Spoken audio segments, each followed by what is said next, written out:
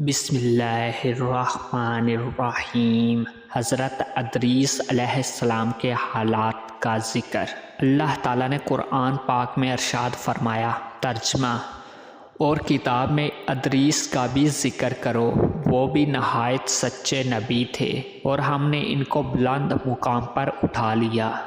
اللہ تعالیٰ نے ادریس علیہ السلام کی تعریف فرمائی اور نبوت و صدیقیت کے بلند مقام کے ساتھ ان کو متصف فرمایا، اور انہی کو خنوخ کہا گیا ہے۔ اور ماہرین انساب نے حضور نبی کریم صلی اللہ علیہ وآلہ وسلم کے سلسلہ نسب میں ان کا ذکر کیا ہے۔ حضرت آدم اور شیث علیہ السلام کے بعد سب سے پہلے ان کو نبوت سے سرفراز فرمایا گیا۔ محمد بن اسحاق کہتے ہیں کہ سب سے پہلے آپ کی ذات بابرکت قلم سے لکھنے والی ہے۔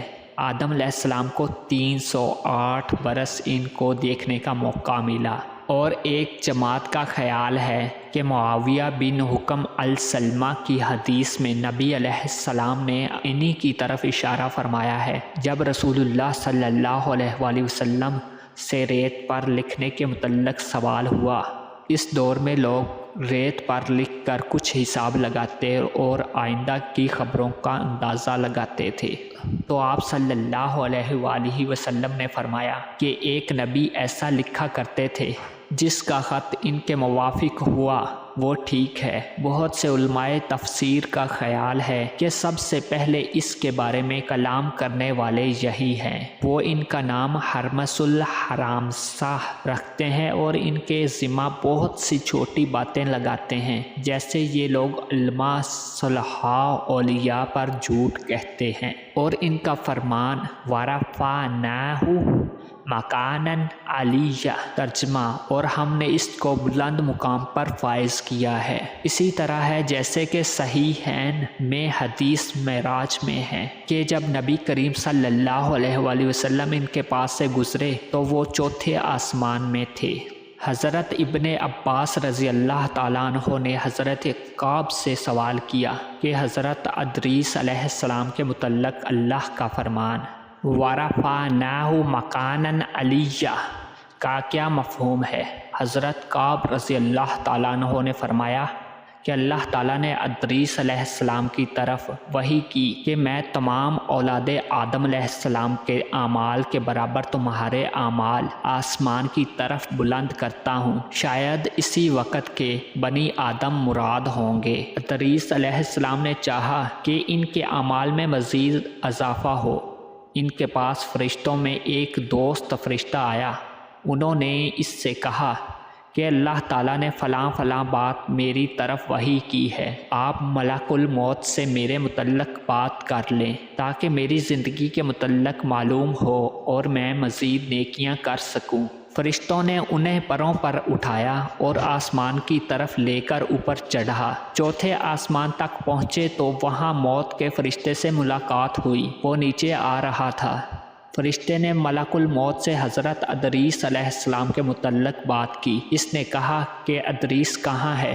فرشتوں نے کہا کہ میری پشت پر ہے۔ ملک الموت نے کہا کہ تعجب ہے، مجھے اس لیے بھیجا گیا تھا کہ میں چوتھے آسمان پر ادریس کی روح قبض کروں، اور میں سوچ رہا تھا کہ میں ان کی روح چوتھے آسمان پر کیسے قبض کروں، وہ تو زمین پر ہیں۔ پھر اس نے وہاں ادریس علیہ السلام کی روح قبض کی۔ اس کے متعلق فرمان خداوندی ہے وَرَفَعْنَاهُ مَكَانًا عَلِيًّا، اور ہم نے ان کو مقام بلند پر اٹھا لیا۔ اسی طرح ابن ابی حاتم نے اس آیت کی تفسیر میں مذکورہ حدیث بیان کی ہے، مگر اس میں یہ ہے کہ ادریس علیہ السلام نے فرشتے سے کہا کہ ملک الموت سے پوچھو کہ میری عمر کتنی باقی ہے۔ ملک الموت اس کے پاس ہی تھا۔ اس نے پوچھا کہ اس ادریس کی عمر ابھی کتنی باقی ہے؟ ملک الموت نے کہا کہ میں دیکھ کر ہی بتا سکتا ہوں۔ پھر اس نے دیکھ کر کہا کہ تو نے ایسے شخص کے متعلق پوچھا ہے جس کی عمر آنکھ جھپکنے کے برابر باقی ہے۔ فرشتے نے اپنے پر کے نیچے ادریس علیہ السلام کو دیکھا۔ ان کی روح قبض ہو چکی تھی اور اس کو کچھ علم نہ تھا۔ یہ روایت اسرائیلیات میں سے ہے اور اس کے بعد حصوں میں نقارت بھی ہے۔ یہی وہ منکر ہے۔ حضرت مجاہد رحمۃ اللہ علیہ نے آیت کے بارے میں کہا ہے کہ وہ آسمان کی طرف اٹھائے گئے ہیں، اور فوت نہیں ہوئے۔ اب اگر اس سے مراد مجاہد یہ لیتے ہیں کہ ابھی تک فوت نہیں ہوئے تو یہ صحیح نہیں ہے، اور اگر اس سے مراد یہ ہے کہ وہ زندہ آسمان پر اٹھائے گئے ہیں اور وہاں فوت ہوئے تو پھر یہ کعب احبار کی گزشتہ روایت کے منافی اور مخالف نہیں ہے، واللہ عالم۔ اور اوفی ابن عباس سے آیت مذکورہ بالا کے بارے میں نقل کرتے ہیں کہ حضرت ادریس علیہ السلام چھٹے آسمان کی طرف اٹھائے گئے اور وہاں ہی فوت ہوئے، اور ضحاک نے بھی اسی طرح کہا ہے، لیکن متفق علیہ روایت میں ہے کہ وہ چوتھے آسمان پر ہیں، اور یہی بات زیادہ صحیح ہے۔ مجاہد اور دیگر مفسرین کی یہی رائے ہے۔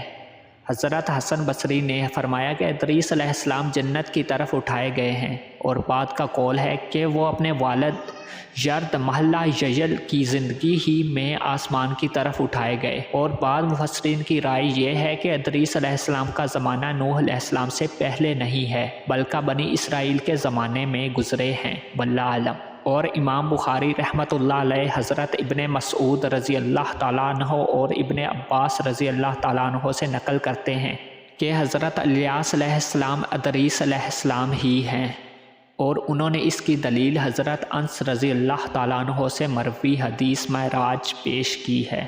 اس میں یہ ہے کہ جب نبی کریم صلی اللہ علیہ وآلہ وسلم ادریس علیہ السلام کے پاس سے گزرے تو انہوں نے فرمایا تھا، نیک بھائی اور صالح نبی کے لیے مرحبا، اور حضرت آدم و ابراہیم علیہ السلام کی طرح یہ نہیں کہا کہ نیک بیٹے اور صالح نبی کے لیے مرحبا۔ اگر آپ کے سلسلہ نسب میں ادریس علیہ السلام آتے تو اس طرح کہتے جس طرح حضرت آدم اور ابراہیم علیہ السلام نے فرمایا تھا، مگر مذکورہ بالا حدیث ان کے قول کی تائید نہیں کی، کیونکہ بعض اوقات راوی کو ٹھیک طرح یاد نہیں رہتا، اور یہ بھی ہو سکتا ہے کہ بھائی کا لفظ حضرت ادریس علیہ السلام نے تواضع اور انکساری کے طور پر کہا ہو اور اپنے آپ کو والد کے طور پر ظاہر نہ کیا ہو۔